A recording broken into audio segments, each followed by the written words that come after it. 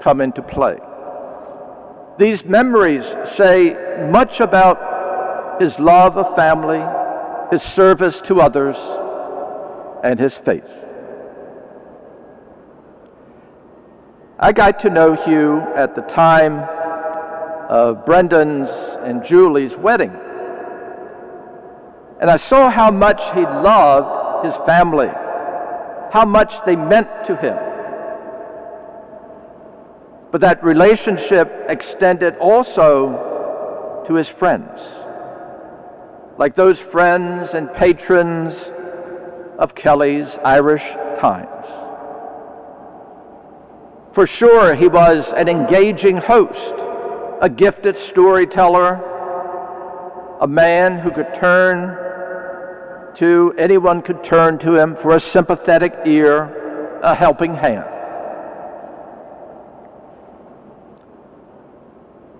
And so I asked Hugh's family to share with us how they saw Hugh living his faith. And we all do that in different ways. Hugh saw his path to God as one requiring selflessness, requiring him to put the well-being and happiness of others over his own. He served the needs, for example, that he saw in his own parish. When he was asked to help an El Salvadorian find employment, that was enough to set Hugh into action. He hired not one, but all three men that came to the U.S. from El Salvador. And two of these men continued working for Hugh for more than 20 years. But Hugh also served in need those he found within his community. He paid the tuition for several students at St. Anthony's School in Brookland. He also helped those at Archbishop Carroll High School. We have Father John Mudd here today from Archbishop Carroll. So he remembers a lot about this generosity of Hugh. Because Hugh wanted to make sure that these kids had a Catholic education, but also, even beyond that, he paid the rent payments for a sick and elderly former employee who was no longer well enough to work until his death. Hugh did these acts very anonymously, never seeking attention, never seeking gratitude or recognition.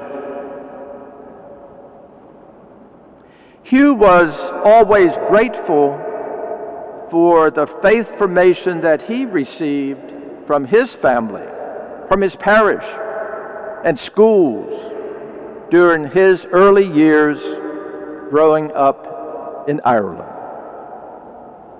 He sustained his faith through the sacraments and his relationships with others, especially the time he had with his wife, Belinda, because she certainly helped him to get a better idea of the faith as well. She was very active in her faith. And he always looked back, or looked also to give back all that he had been given. Sponsoring new immigrants until they got their green cards and citizenship. Always hiring the first person through the door. It didn't matter about color, gender, religion, looks, or whatever. Hugh's love of God and love of life was so apparent to all who knew him, and never as strong as when he was surrounded by his family. And in a special way, I think, Brendan and Julie and Megan. He never stopped sharing that faith. He never stopped learning and taking those formative lessons that he learned along the way. Hugh Kelly. To him, the importance of family, friends, being of service to others, and a man of faith. And so, as we remember Hugh today, we celebrate his life, but we do mourn, in a sense.